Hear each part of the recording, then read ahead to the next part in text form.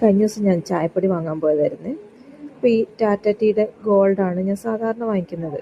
എൻ്റെ 100 ഗ്രാമിൻ്റെ പാക്കറ്റിന് MRP rate കാണിക്കുന്നത് 50 രൂപയാണ്. പക്ഷെ ഓഫർ റേറ്റിൽ വരുമ്പോൾ കുറച്ചുകൂടെ കുറവാണ്, 48 രൂപയേ വരുന്നുള്ളൂ.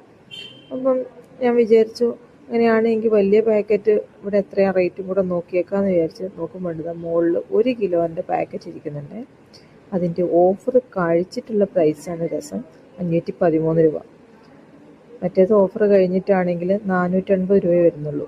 എന്തായാലും ഡിഫറൻസ് നിങ്ങൾ നോക്കാറുണ്ട് അതുപോലെ വേറൊന്ന് കാണിച്ചു തരാം കേട്ടോ. ഇത് നമ്മുടെ 5 സ്റ്റാറിൻ്റെ ഒരു പാക്കറ്റാണ്. 17 എണ്ണമുള്ള ഒരു 120 രൂപേൻ്റെ ഒരു പാക്കറ്റ്. ഓഫറിലാണ് 120 രൂപ. ഇതിൻ്റെ 166 ഗ്രാമാണ് ടോട്ടൽ ഉണ്ടാവുക. 17 യൂണിറ്റ് ഉണ്ടാകും. ഒരു യൂണിറ്റ് 9.8 ഗ്രാം.